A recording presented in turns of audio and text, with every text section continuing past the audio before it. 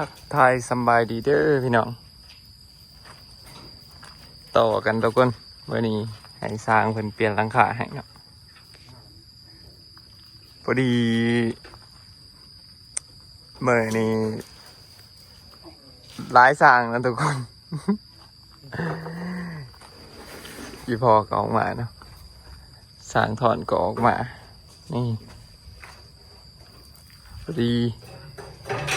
ตอนนี้ให้เพิ่นเปลี่ยนนั่นโซนขั้วก่อนเนาะสิได้อะไรทุกคนเปลี่ยนโซนขั้วแล้วก็ย่างอีกโซนตัวหนึ่งมันโซนของหนามเนาะบอลมันหัวเปลี่ยนให้มันเบิดซาวแพนนี่ทุกคนแต่บอลลักๆมันหัวแห้งสุดก็เป็นบอลนี่พี่น้องบอลของขัวแต่แถวนี้ก็หัวกันแต่ว่าบริเปลี่ยนเอาเพราะว่าเขาสิใส่แผ่นเดียบกันหนาม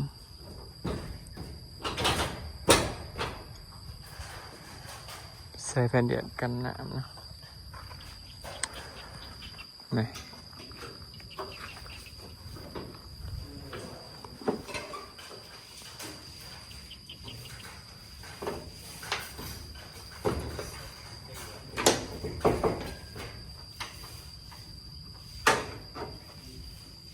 เมื่อไรป่าว่าเราจะเอาป่าอยู่ไหน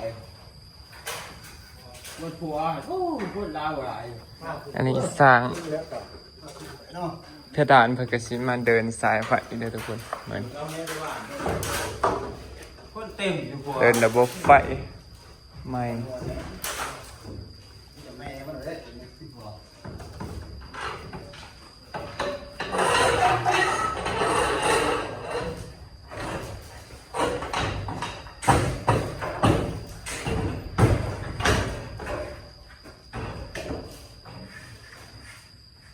มาเพื่อเดียวว่าเหมือนมาเดินไฟนวัฒนตีฝาทุกคนเมื่อนี้เดินไฟก่อนเนาะ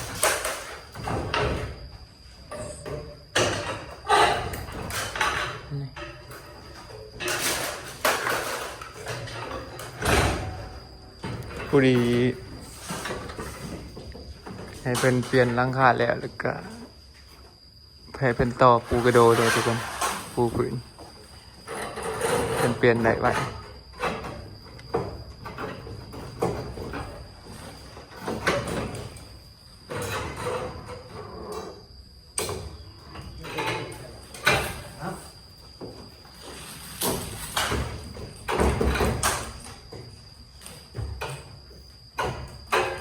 ว่าผลิตตัดน้ำมันตัดจะผลิตส่วน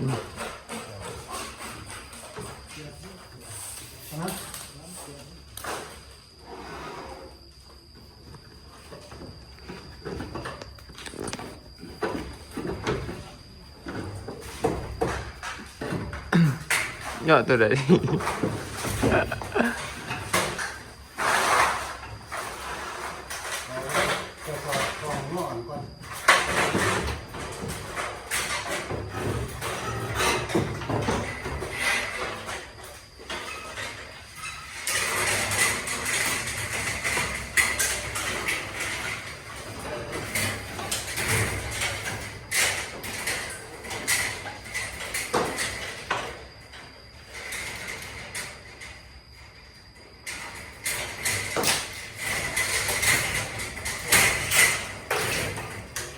อันนี้สร้างเดินไฟทุกคน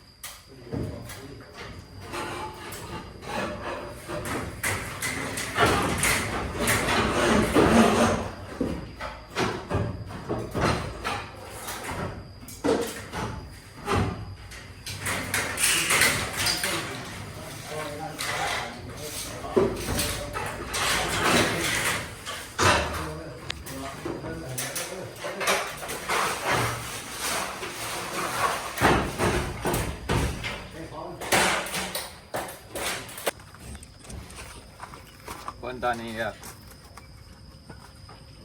อัปเดตเบิ่งสร้างให้เบิ่งทุกคนไปซื้อสายไฟมาอีกทุกคนพอดีสร้างมันบอกว่าไปซื้อสายไฟมาสิต่อใช่สายโฟมนะสายโฟมกับสายปักเสียบสายใหญ่เติบเลยตักสิพอโอ้โห จะซื้อยังแมน มี300,000กูเลยนี่ซ้ำแพงอยู่ดีสายไฟ แพงเนาะ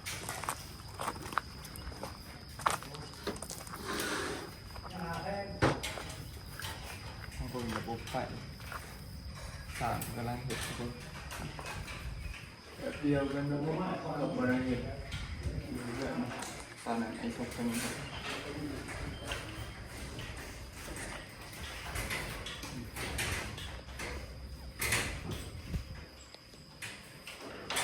วันนี้เพิ่นมาเดินซ้ายผ่านนี่มีน่าจะบักหมี่อยู่ดอกเท่าไหร่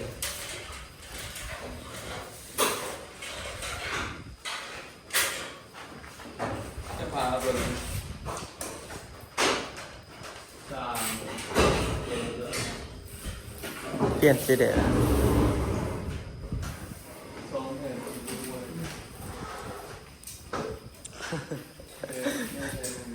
หัวที่นี่มันเป็นมันยินดอกบ่ แต่ว่าฝนตกแล้วเหมือนไม่รู้ว่ามุ่งเลยฝนมาตกใส่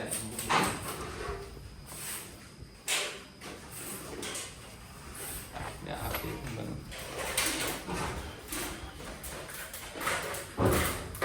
พอดีหาคนนะทุกคนสร้างมากเลยนี่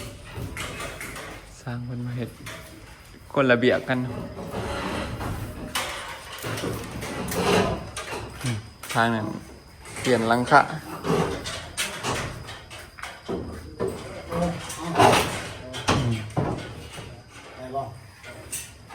เปลี่ยนเบิดทุกคนหลังคาของนอกของน้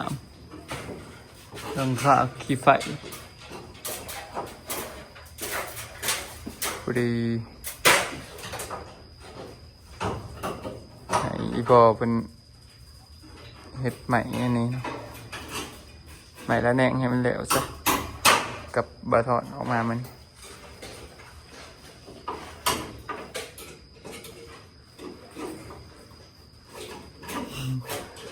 แดดเดิมออกเลยก็หอนอยู่แล้วนี่แดดฝนเช้าตกเลย มันเลือดแจงมันเนี่ยนั่นนะแจงตรงนี้ก็ว่าไปนะ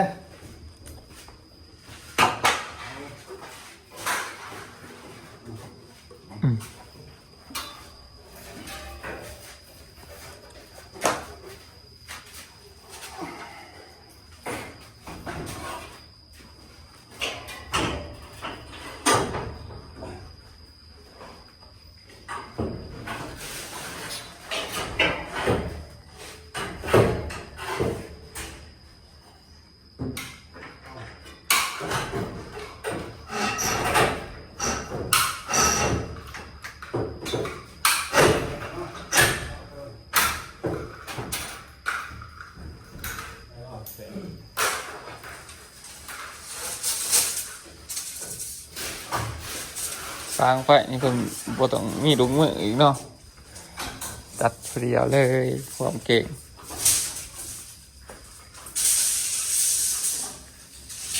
เฮ็ดผู้เดียวเดินผู้เดียวเลย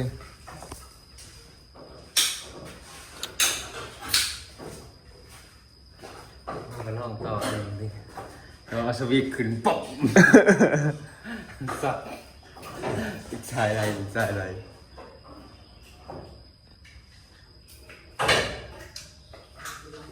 ต้องคำนวณดีๆเลยเนาะคิดคณะเฮ็ดบ่เป็นนี่คิดอย่างแล้วเบิดมื้อเลยนี่ ใช่ตัวนี้ไปใช้เนาะใช่ตัวนี้ไปใช้เนาะนี่นะผมมัน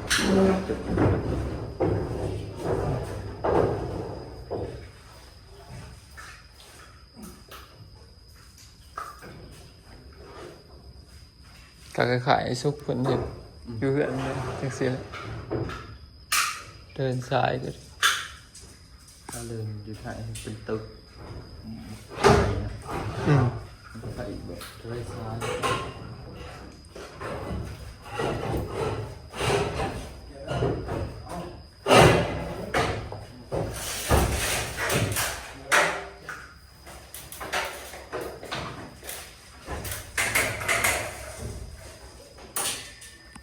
เนี่ยจะเพศนะ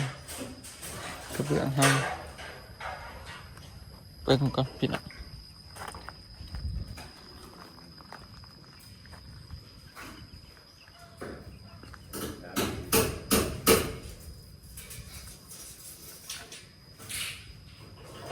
เปิดไปนะ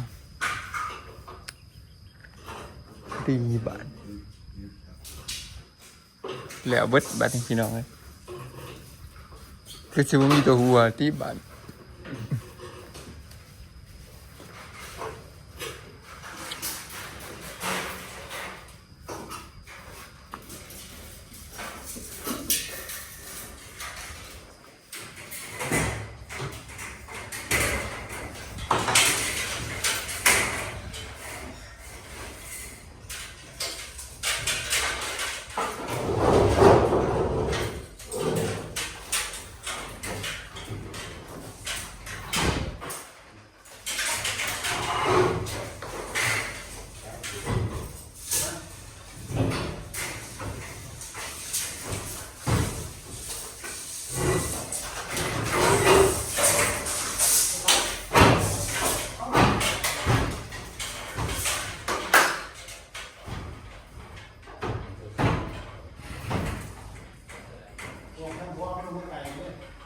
หนาเกิดได้พี่น้องเลยเดินสายไปเนาะ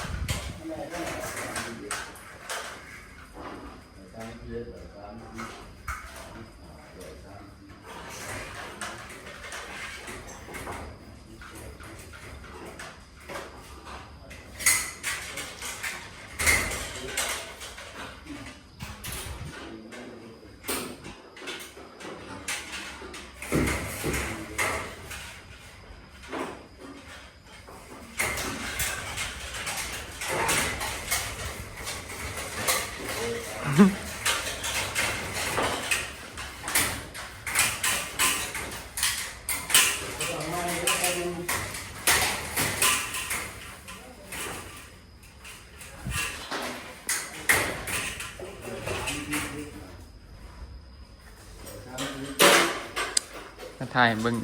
สร้างเลยทุกคนมานี่โอเคแล้วเดี๋ยวตีมุงหลังคาบ้าน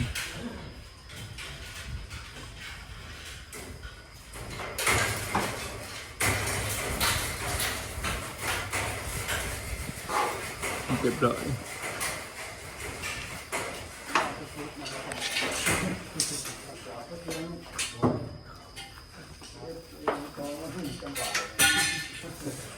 เรียบร้อยแล้วป่ะเสร็จเรียบร้อยทุกคนไปเดี๋ยวได้งานหนึ่งเขาหมุงหลังคาเปลี่ยนกระเบื้องเขาได้เอาบ้านนี่แล้วก็สิ ปูกระโลต่ออีกด้านหนึ่งจักหมุง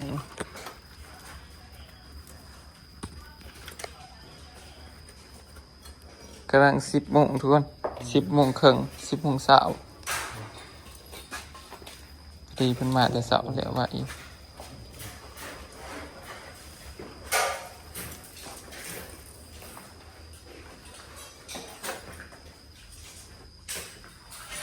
ต่อกระโดดห้องน้ำด้วยป่ะ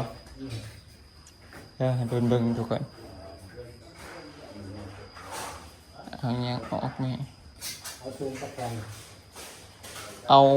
ซูมแมทหาดิโดยก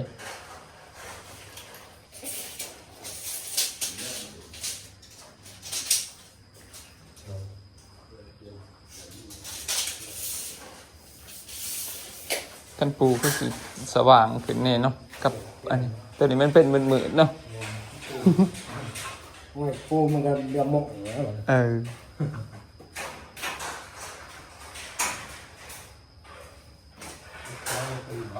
เฮ็ดพืชวันเลยให้ทำงานวันเรือปั๊บทางวันพืชวัน สวมเอาต่อออกได้อยู่วะนี่ ส่วนบ่ แม่นแต่ก็ก่อนปูที่ว่าบางที่ นี่เลิกก็ได้ ปูเลิกกันแล้วเนาะ ไม่ต้องแล้วให้มันแหน ปูเลิกกันได้ มันจะแหนเดียว แม่นเนี่ย ออกไปตั้งต้นที่วัดเลยงั้นละ แม่นเนี่ยเนาะบางทีคิดว่าสวมอันนี้มันบ่อยากอันนี้ทุกคนบ่อยากทักอันไหนมันเปิด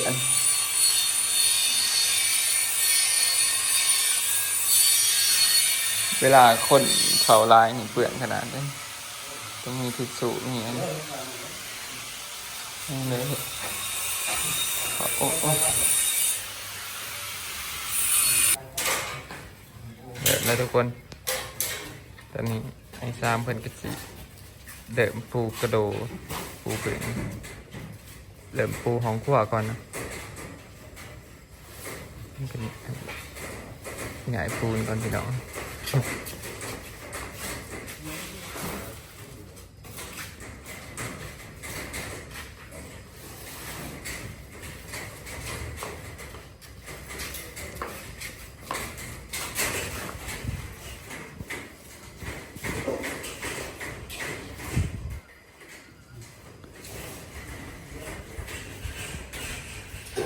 ปะเป็นเห็ดนะ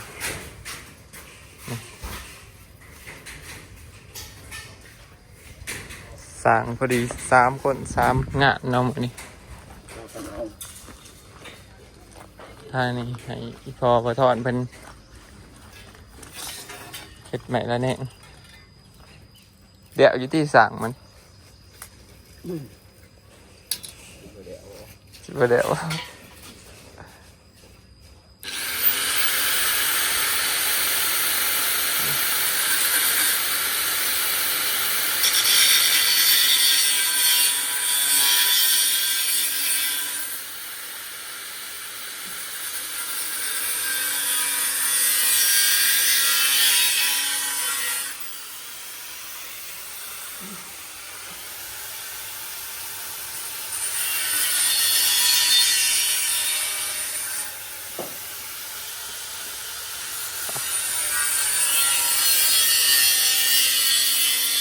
ทุกคน